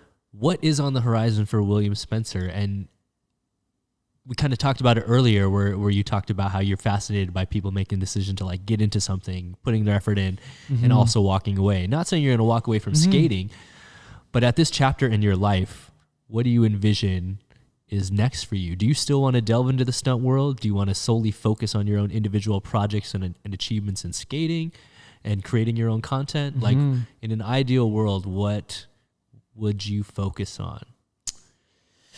Oh, super easy question there, Travis. Thank you. Super simple. Boy, it's almost not worth asking, you know. Dang. Let me think. Here's the thing is, for me, the whole skateboarding, you know, this is going to sound, I hope it sounds petty actually, but you know when people say like, a professional skateboarder, and what's crazy is I guess a part of me is like, when some certain videos came out and they were really well received, I was so insecure about what I was doing or why I was doing, or not being sure if it was good or bad, or you like it or you don't, that I didn't capitalize on people going, we like it, we think it's awesome. Like, dude, Cirque du Soleil hit me up when Colorado came out, and they're like, we want to do a show with you and Rodney Mullen in Madison Square Garden for Christmas time. And that's a huge deal, except for the people at the shop never called and told me that. They called the shop, and the guys were like, dude, he doesn't want to do that. You know, like typical skateboarder, like, that's so stupid. What a sellout. You know, and me now, I'm like, it's not that opportunity. It's all the ones after that people found out about and then kept. So there's certain things that I felt like I had momentum and then kind of quit it and killed it. And I was like, well, I'll just do stunts and not bother anyone. Yeah. That I was mad at myself for that, where I wanted it when people go, hey, you're a professional skateboarder, I don't want it to be a lie. And so that's why with this video and stuff, I wanted to make something good enough that people are like, yeah, you're pro, you are professional at that, and I feel like it's true for me. Okay. Where I'm like, wow, if I'm not pro for doing this and trying this hard and terrifying myself, I don't know what to tell you anymore. So that whole kind of closing that chapter is for that reason of going, hey, if this video does as well as the other ones is what I'm thinking, I feel like there's some closure in that. They're like, cool, dude. Now you can take the momentum. If anyone wants to do something, interview you or do whatever, then like follow through on it and be happy with yourself and be like self-accepting that you made this and just like, right, just own it. Yeah. And so once that's over, and we'll see what that does, who knows. But for me, I love delving into stunts. I love the people who are in it. I like the attitude. I like the people that I meet that I'm like, these people are not boring. Like these people are like down to do cool stuff. I don't think that it's less that I don't want to do stunts or like really delve deep into it. I'm worried that I'm in certain ways a liability because I don't like, I'll do what I'm told to a certain degree, but I'm still thinking to myself, I want to do it different than this. Okay. You know, like I want, like, yeah, I know, because people will say, well, it doesn't really matter. It's about the story. And like, yeah, we want to get the car chase in there, whatever. But I'm not like that. I have OCD where I'm like, no, if you do the car chase just like this, people will actually watch it and remember it. Totally. There's a reason why the Ronin, the chase in those movies, the like Casino Royale, there's a reason why you watch that and not the other 50 chases you don't remember from that TV show that they didn't have time to do anything good. Totally. And so for me, it's not that I don't want to do that. I just have trouble letting go. Like I really have trouble letting go when I'm like, you guys, we could have made something that people are going to talk about for years. It's something I had to let go over the years. I totally get and it. I know you know. I know you know perfectly where you're like, yeah, I do too, but not in 2 hours. Exactly. Like I would love to. Yeah, let's move all these cars out of the way. Let's tell all those people in the office building to go to lunch. And you're like, well, it's a movie. They have tons of money. You're like, they have tons of money they'd like to save. Yes. That's 100. What they've got, you know? Yeah, it's funny, man. It's always been something that I've always just questioned, like seeing you fit within the mold of our normal structure and system. Tickled by it. Because I love it. I'm like, this is not what Will was born to do, but in so many instances we need you, you know? Yeah. Like, you know, so it's just flattering. It's funny seeing a circle fit inside a square or vice versa sometimes, you know, like that. And then great things can come of it, you know? Yeah. Well, and I think that's another thing too, that sometimes when you're, in my case, like the way that, and not to say my brothers are rule followers or anything like that, but the way I was brought up and raised and like to respect the fact that anyone wants you to work for them is that any job comes to you, and that those things when, you know, a lot of people are like, well, you know, everyone's heard of me or I'm so great, like all these jobs, I'll pick and choose, where I'm like not like, I've had a lot of luck that other people have not had. A lot of things come to me, and I won't say easily because I work my butt off anytime I work. But just saying no to something that's coming to you, I find it difficult even when it might not be a perfect fit. You know, when you're kind of like, yeah, they could probably find someone who says yes more than me. But I find it difficult because I'm like, dude, I've worked landscaping for years. Like I work real jobs for so long that anytime someone's like, hey, we'll pay you a bunch of money to not do much, it's hard to be like, nah, I don't need that. I got to go direct my own movies, you know? Yeah, totally. So I do think that's I mean, at some point you do have to make a choice on that. And now I'm much more like okay with making that choice, where in the past I was just worried, like we all are, like, I don't know if you say, how many times can you say no before people, you know, forget or stop asking? Yeah, stop asking. Think you're doing other stuff. So I mean, dude, the amount of people that will write to me on Instagram and be like, "Hey, I always liked your videos," and I'll write them back and be like, "Oh my gosh, that's amazing. You really like that means a lot." And they'll be like, "Oh, this isn't really you. You're too nice." And I'm all like, it's crazy. You know what I mean? But it's crazy the like, totally, how that stuff ends up just like affecting you when you're like, that's so weird. But my point is I really. It's hard for me to say no, especially when my friends are so cool. Yeah. And a job that's like, they're like, just fall off this thing. You're like, how can I say no to falling off the thing? For money. Yeah. You know? For money, yeah. So I definitely like dabbling enough to be useful to my friends and to people who need it. That I really actually enjoy when they're like, dude, we can't do that. We can't find anyone. Just come. I really like that. That I'm into. Now, probably for me, my best case scenario, we'll finish off this video. Hopefully it'll do something for me. And I've had an offer, which it's crazy because things are kind of in the ether now, but I have had an offer to have like my own pro model skateboard and things now. Cool, dog. Which is a huge, you know, it's funny is like a year ago they asked me like, oh, let's make you pro. And I was like, oh, I haven't earned it yet. And they're like, oh, that's a weird answer. They're like, we're asking you. And yeah, they're like, you're self-denying it. What? They're like, that's not how that works. But I just really want it in my own heart. I wanted to feel like that was a finished thing, you know? Yeah. So I was like, just give me the rest of the year. I'll make this great video for myself and then you can, you know, do whatever. But I think moving forward, I would like to skateboard more in a sense of like traveling and going other places and doing tour. I never got to do the tour thing skateboarding. Yeah, totally. I always want to do something like that. So I'd love to do more of that and be a little more involved. I don't want to be too involved because I get sick of things easily if I'm just on it. But realistically, it's funny. I actually have a couple in the can. Oh my gosh, I have to tell you about something else too.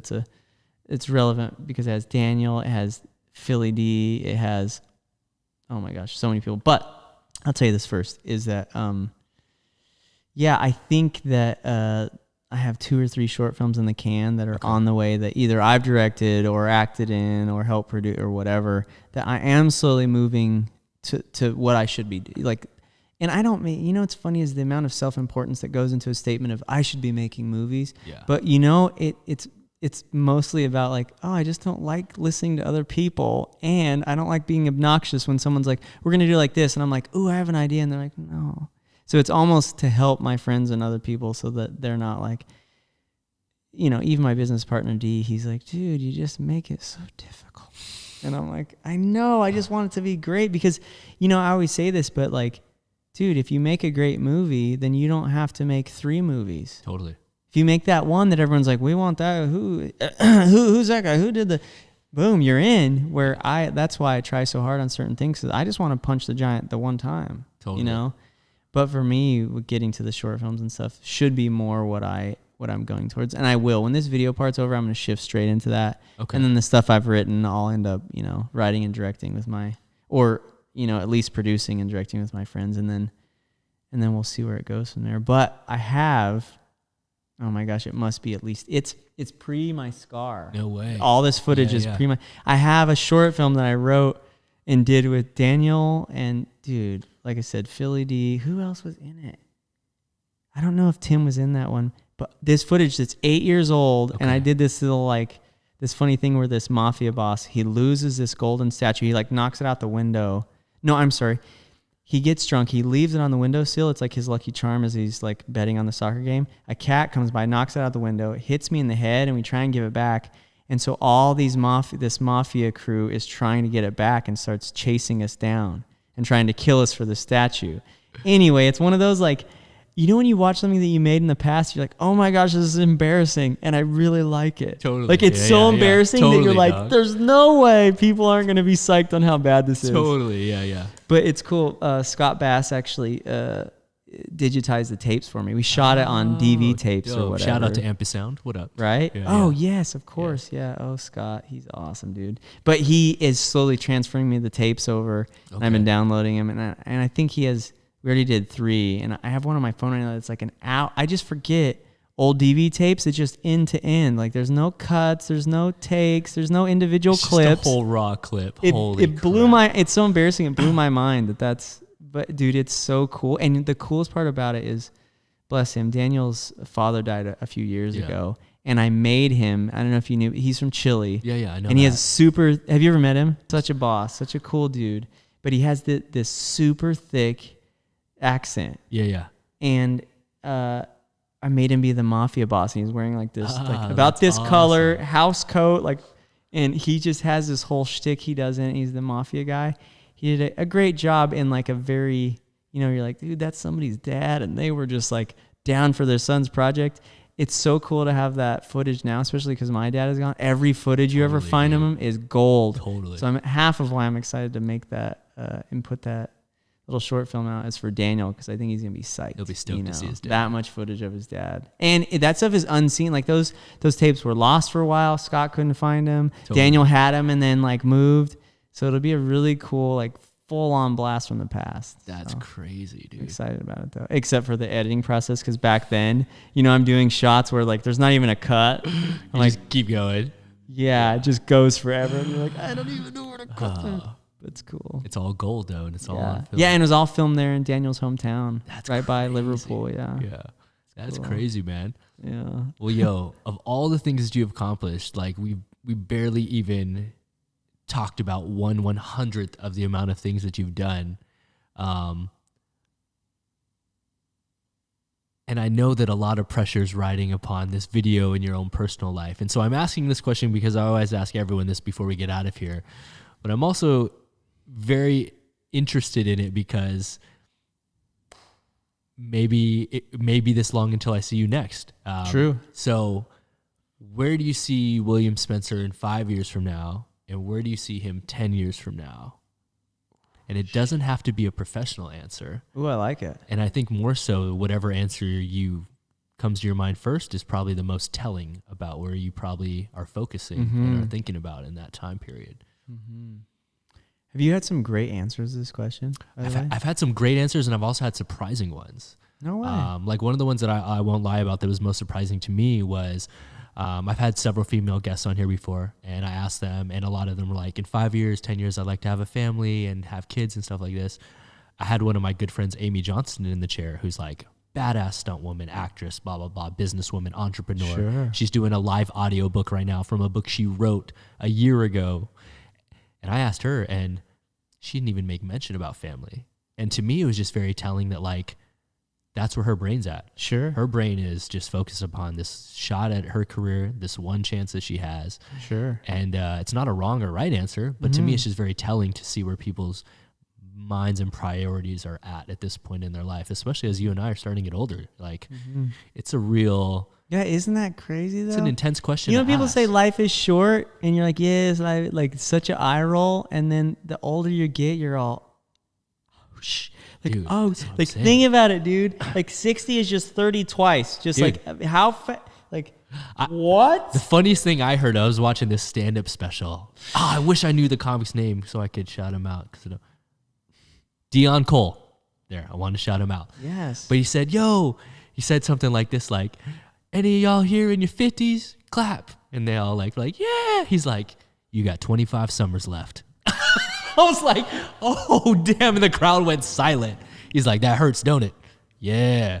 Any of y'all 60? You got 15 summers left. I was like, damn. And dude, yeah. It's crazy. I put this in perspective. Connor, how old are you? 20. Yeah. He got a lot more summers left than me and you probably. Yeah, but you know what's dude? You know what's actually fascinating though is as I've lived and as I when I was, getting out of college and like, dude, you got to do something with your life. Let's not have this whole thing be embarrassing. Let's not have it be a life that nobody wants to hear about. That the more I've lived and the more I've like pushed myself, the more I'm like, 25 summers, 20s, I don't care. Yeah. Like, I don't even care actually, because I think putting it all out there in a certain way, the satisfaction of that I'm all. Yeah. Yeah, and you know what else too? And before I answer that question, it's just that the whole like, no, you could live till you're like 90, but you're like, how good? What's your quality of life at 90? Good.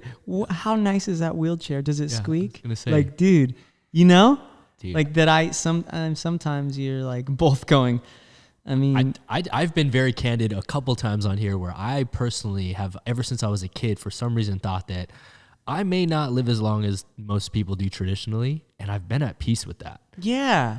Well, dude, and I've never, it's crazy, and I think a lot of people are probably have this same delusion, but I actually can't imagine living to be super old. Yeah, and like there's just something, there's like a blank spot in there where it's like, yeah, you can't even like grasp. Like if I can't run, I don't know what I'm going to do. Like once I can't move fast, that's going to be a tough wake-up call. Well, and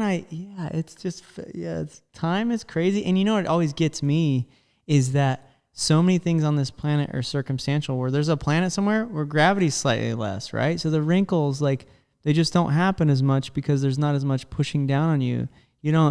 Your people are taller because the height, right? Going with like the pressure on your spine. Yeah. So it's crazy. It's just crazy that it just happens to be here and now, that we can't escape a circumstance because we feel like it's reality, when the truth is it just so happens that this is as powerful as we are right now to be able to, we are staying here but it is crazy that it is somewhere else. It's different and better or worse. You're like all the problems we think we have now. And then you're like, that's so crazy that gravity just happens to be like this here. Totally. Where you're like, jumping 20 feet's a big deal, and somewhere they're like, babes, who cares? But it kind of blows your mind, all of our getting old problems. Yeah. Dude, let me give you a very realistic version of where I think I'll be in 5 years. Right. I think that I will have slept on the floor and made no money and finally made that Bellman movie. Wow. Yeah, I think that Bellman movie will happen, but how well it gets received will be upon how much time I get given, even though it's my business partner and I should be whatever. Yeah. I guarantee you it'll be one of those things where it catches on heavily, or you'll just like have it released to Netflix type of deal. But I guarantee that will at least be done. Okay. But dude, I don't know. I think I'll still be skateboarding in 5 years, which is cool. I don't know. I want to say that I'll have made another movie myself that I'm really proud of, something heartfelt, but I don't know. As far as family goes, dude, I am one of those people that, I think we all have that inherently, where you understand the family structure and it's an enjoyable fact that like, well, it's so sick to have people that come after you and care for you and carry on the name and the generation. But for some reason, for me, I'm one of the rare people that's like, loves seeing it happen, but I'm like, but not me though. Yeah. Where I'm just not, and like in a happily, not in a, like we're all missing out on something, right? Yeah. But for some reason, for me, I can't even like imagine. I'm all, no, probably not. Totally. I mean, you can watch football. You don't have to play it. Yeah. It's like, yeah. And having said that, being an uncle is awesome. It's so fun. And I have 5, by the way. Yes. Yeah, and they are nuts. They are the next generation of like, where just stuff that took me a long time to work my way into. Oh, dude. And they're just like, and not doing any better than me, but also just flying off the trampoline. Like I took my stunt pads out there to practice for one of my tricks or whatever, and just having the stunt pads, and I brought my mini tramp for fun, and they're just flying off of that thing. And I was like, I'm like, it must be nice to have an uncle who has all this stuff, because as a kid, that's a big deal to have that stuff. It's really surreal to me, because right now, and Connor can attest to this too, is some of the best trickers on the planet right now are 15 years old.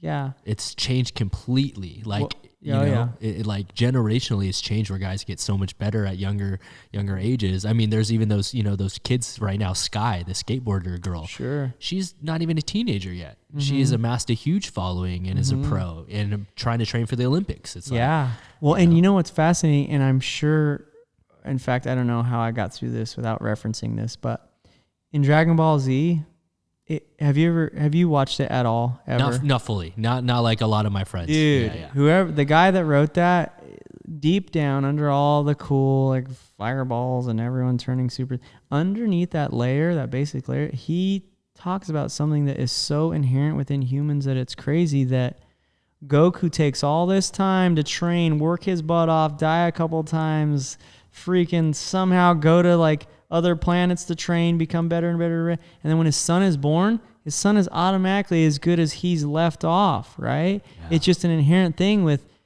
and what is really cool is if you could reset your mind every few years, you can just go with the next generation that's coming up, because the truth is if you came in at the level of like, well, no, this is just where tricking is, it's the acceptance that that's where it is. Totally. That you're not like, well, yeah, I've tried that a bunch of times, and it turns out it's really hard to triple, right? It's just, I don't know. But if you can get your mind, then seeing is believing. So watching people do it with people with no less, like definitely no less skill, and a body type that's no better than our own, that are like, yeah, you can just, right? And it's all in the acceptance of seeing it. And the next generation just comes off of by the backs of and the stair step of the person before that. But that's why it's annoying when you catch people that don't know the history of something, and they're like, yeah, whatever, I can't remember anyway, it's the thing I do. Like, people tag me all the time and they're like, look, this guy did a flip or whatever, and I'm all, I know it's possible. Like, dude, I helped open that realm. The other day, Chris Chan got this new car that he wrapped in gold, and it was hilarious. Well, I did a fake, like I just went and jumped off a mini tramp over the car onto my skateboard. Dude, I saw that, and then Wesley Williams tagged you. Yeah, and I was like, it's hilarious, because I hope he please watches this. I'm going to give you a lesson in manners, sir. He was like, oh, really? And then tags me, and he's like, who saw me do this 3 times live on my Instagram thing? And I wrote him back and was like, oh man, that's really cool. Like, I wish I could actually jump over a car to a skateboard, but it was like a competitive thing. Like, oh, you saw me do that. And I was like, player. Yeah. I need you to go back as many years as you can find on the internet and look at the jump over the thing to the skateboard, or the slide over the car to the skateboard thing. Yeah. Like, no offense, but you and I are not on a level plane. Yeah. Like, maybe in another 15 years or 10 years, we'll be here where you can say stuff like that to me, of all people. But what you're doing now, I don't think you grasp that, totally done. Back then everyone was like, oh, that's stupid. Why did you jump over the car? Where now everything is cool and everything is possible. You're freaking welcome. No, totally. Also, just the thank you, jumping to a skateboard is cool and people like it now. That's all I need from you. Yeah. The comparison of jumping over a car to a skateboard with you, I can't jump over a car. You got me. Yeah. But also, I wasn't doing it for that. Yeah. And if you think jumping over a car is that cool to a skateboard, like, you got to be kidding me. It's over. Like, that is over. Yeah, it's real over. It's been done. Yeah. Like, dude, I can't imagine calling anyone out on the internet either. Yeah, like, where I'm like, did you see I did that better than you? I'm like, somebody needs to head back to sports and let skateboarding go. Totally. Like, just head on back to sports. Yeah, get mad at each other about stuff that doesn't matter. No.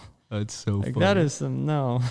No, totally, man. And I think the thing that you talked about, as far as you can be able to catch up with the sport generationally because you've seen what's possible, sure, yeah, is one of the truest things, because until we've seen someone land something, we don't know if it's physically possible. Sure. But as soon as that first example has happened, it just opens the realm of possibility to know that the human body and mind is capable of it. Totally. And you've been one of those people that have opened that door in so many realms.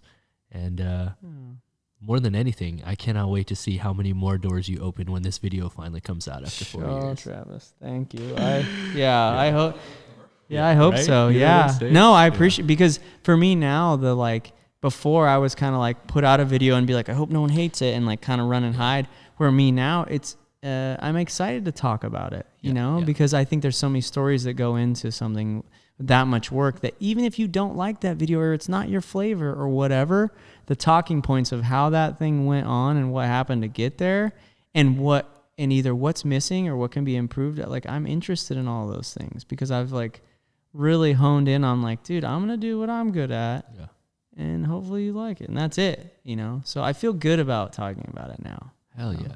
Yeah, it's cool. Well, dude, more than anything, I not only appreciate your contributions to the communities and all that, but I appreciate you coming by and talking to me, and more so just for like the years of friendship that, like, even though we don't see each other, we still randomly will keep in touch and follow up on each other's lives. And dude, I am hype to see this video.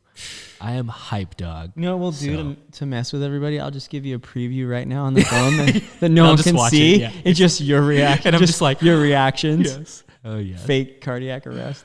Dude. Yeah. But no, I appreciate the kind words too, because that's another thing for me is I don't really, I don't like to, I interact with people who are nice online and whatever.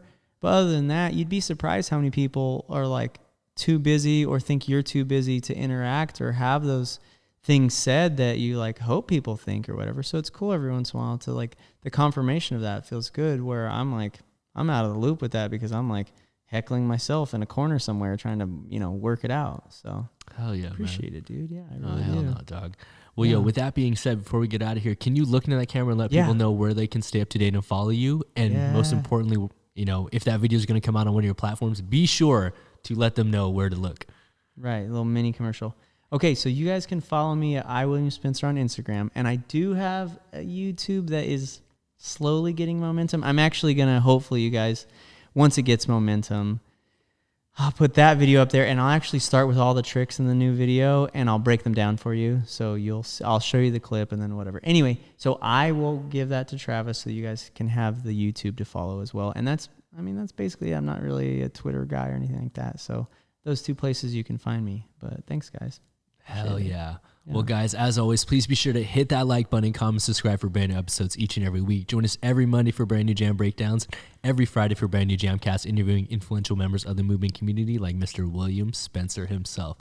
So as always, guys, I got to give a very special thank you and shout out to Mr. Connor Simon for running the cameras in the Switcher app as always.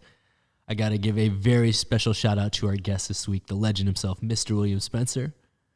And as always, guys, coming through, I'm your host, Travis Wong. Thanks for joining us here on another Jamcast. And until next time, we'll see you all soon. Peace. Thank you, Travis.